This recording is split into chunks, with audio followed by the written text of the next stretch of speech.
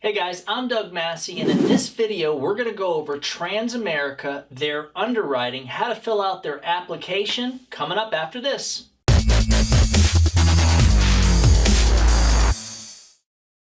So Transamerica does have some pretty cool niches.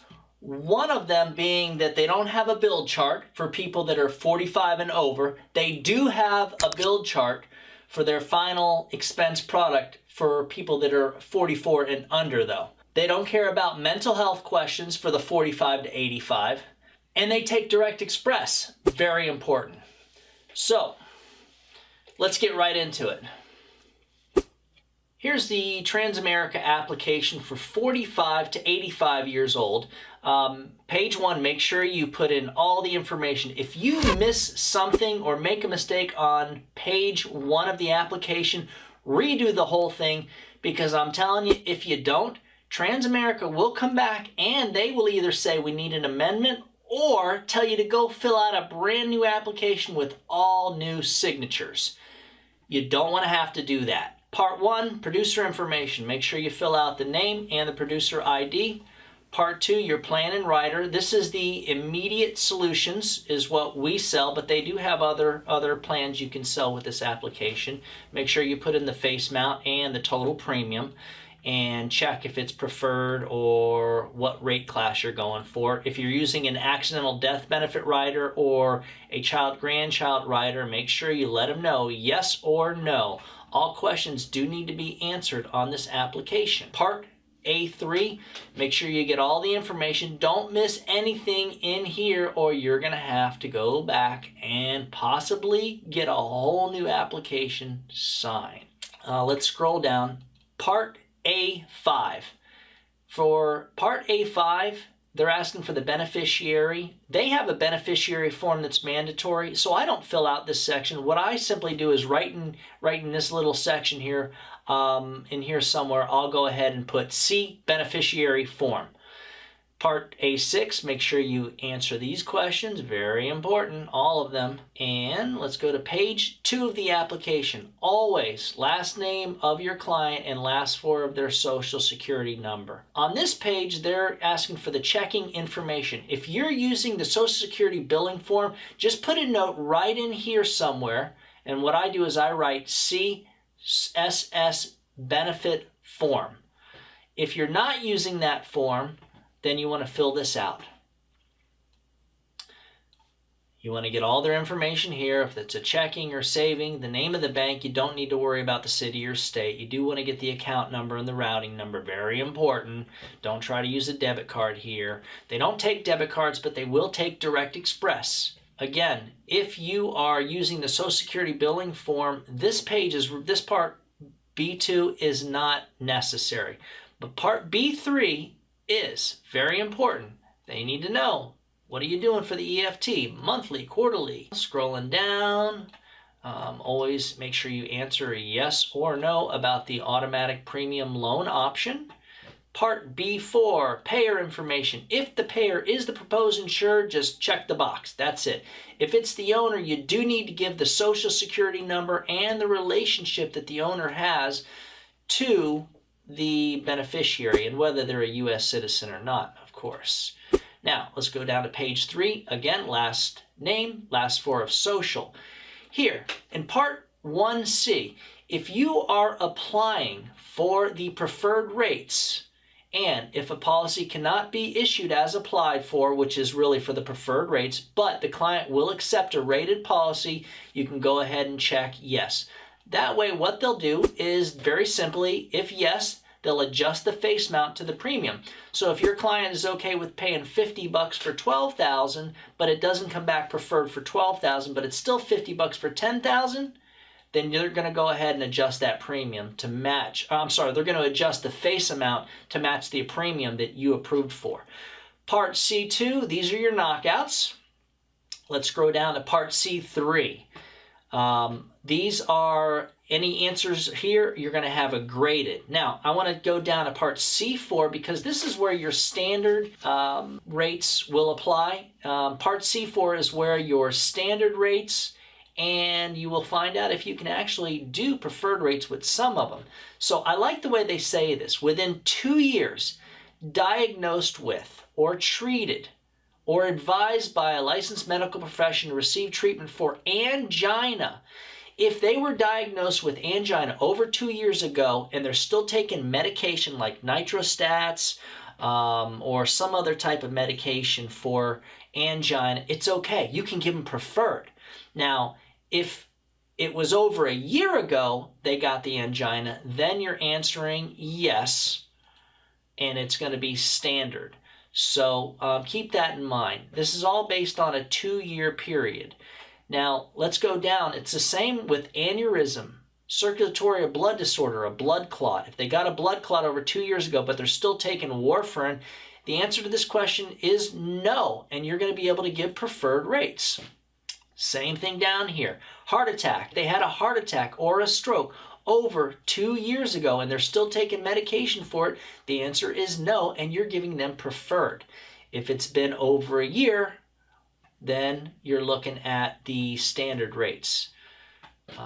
Let's go down to illegal drugs. If you've been treated 2 years ago or more, then it's no, so it's preferred. Let me go down. Kidney disease is weird about the 4-year thing with the kidney disease. If they were treated for kidney disease over 4 years ago, you're okay. Chances are, if they were treated for kidney disease over 4 years ago, they're probably being treated for it again, or their kidney is going or gone. Now, very important. I like this one. Number 10, super niche here. Ever been diagnosed with, treated for, blah, blah, blah, Parkinson's. If your client has Parkinson's, you can still give them standard. Multiple sclerosis, standard. COPD, standard, as long as they're not using oxygen. Any chronic breathing disorder, if you answer yes, you're still able to give them standard. If your answer is no, preferred. So this is pretty cool. Number 2, I love this. If your client has any of this stuff, you're still able to give them standard rates. Moving right along, let's see here again, last 4, and this page is the EFT form.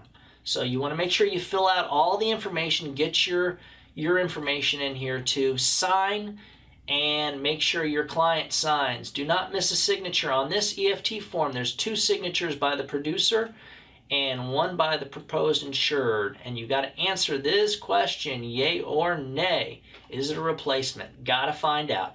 Moving along.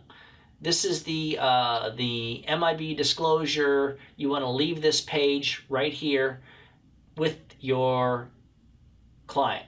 Now, supplement. If the client's taking medications, you want to list them here if they're anything that could be an issue. Great example, gabapentin. They don't care about gabapentin as long as the client is using the gabapentin for neuropathy or restless leg syndrome. But if they're taking gabapentin to prevent for seizures, it's going to be an issue. So if I got a client who's taking gabapentin for neuropathy, I'm going to write it down right in here. Gabapentin for neuropathy.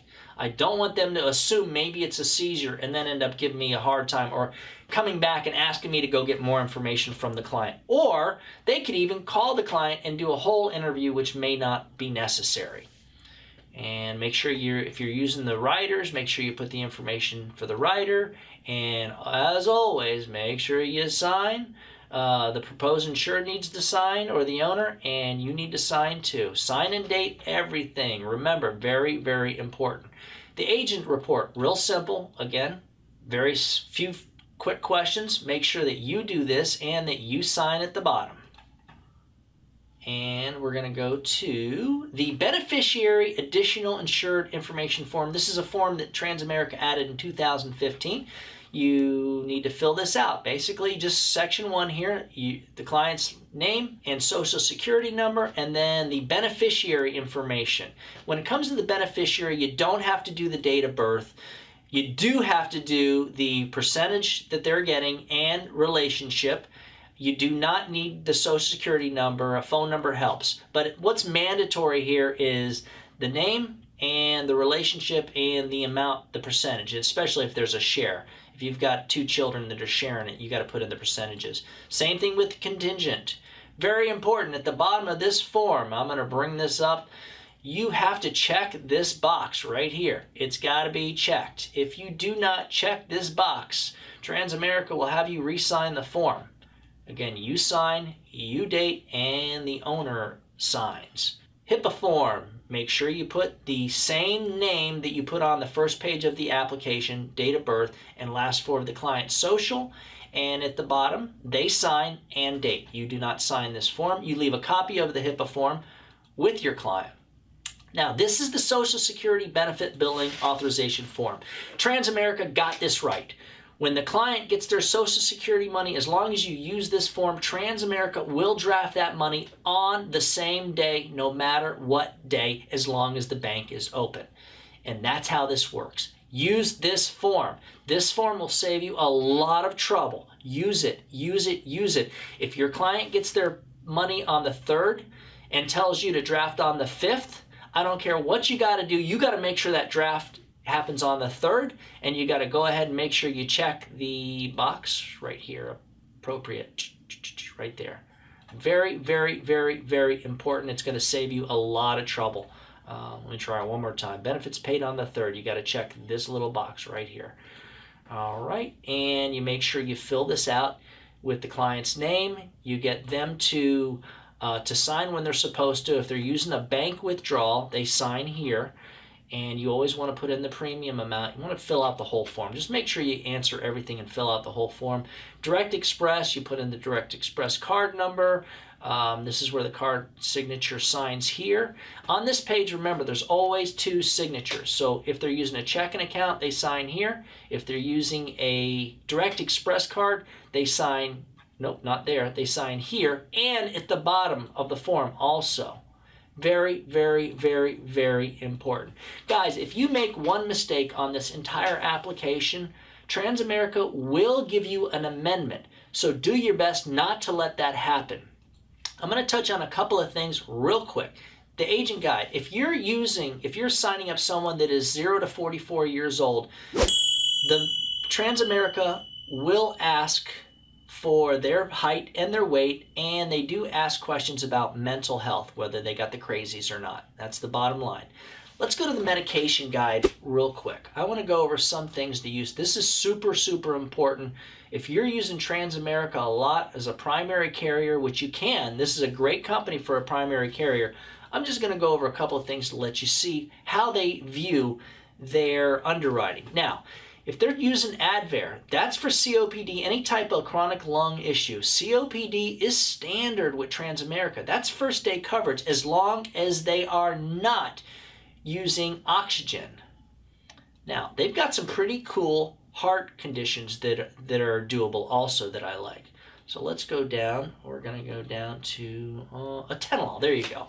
So here, let's look at this. Atenolol. If they're taking it for a heart attack, and they had, the date of the heart attack was over 2 years, it's preferred. If the date of the heart attack was over 1 year, it's standard. Very, very important. Very cool little niche. Now, because atenolol, if they're using it for a heart attack, it's going to be viewed different than if they're using it for congestive heart failure. I think it's funny that Transamerica says preferred if congestive heart failure resolved. Well, guess what? Congestive heart failure never gets resolved. So if your client has congestive heart failure, you're better off trying to look somewhere else because it could very well end up being graded. And that's my suggestion when it comes to congestive heart failure. Forget about Transamerica. That's just not one of their niches. Now remember, again, with angina, same thing. Awesome. Based on date of diagnosis. Very cool. Again, just like the date of heart attack, it's the date of diagnosis. Your client was diagnosed with angina over 2 years ago, they're going to be preferred. Keep that in mind. Really nice niche. That means they could be taking a nitrate, a nitrostat, or isosorbide mononitrate, one of those medications. Let's go down to Coumadin. I want to talk about Coumadin real quick. You're going to see Coumadin a lot. Coumadin, if they are taking Coumadin for a heart attack or a stroke, and the heart attack or the stroke was over 2 years ago, you're going to be able to give them preferred rates. If the heart attack or stroke was over 1 year ago, you're going to be able to give them standard, even if they're still taking this medication. Major, major, major stuff, guys. This is really strong niche material, and that's why I wanted to point it out to you. All right, last page. This is the Transamerica niche sheet that I put together. If you're interested in a copy of this, you can shoot me an email at ufinsurance@gmail.com. And what it does is it basically talks about some of the stuff that we've already talked about, but it's cool because you can print it out and put it right in your book. And that way, if you got a client who had a stroke, you can be like, wait a minute, what does it say here about stroke? Oh, here's stroke. What is that? If calling, here, let me scroll up so I can read it to you guys. Heart attack, stroke, angina, stent placement. If it happened or was diagnosed over 2 years ago, but is still on maintenance meds, and it can be any of these maintenance medications, you're still going to be able to be standard or potentially preferred. So this is a pretty cool niche sheet, something that I put together that you can keep in your book. Let me know if you want a copy of it. Hopefully you guys got something out of this video. If you did get something out of this video, please go ahead and subscribe or throw me a thumbs up. We're going to be putting out new videos every single week. Happy hunting, guys.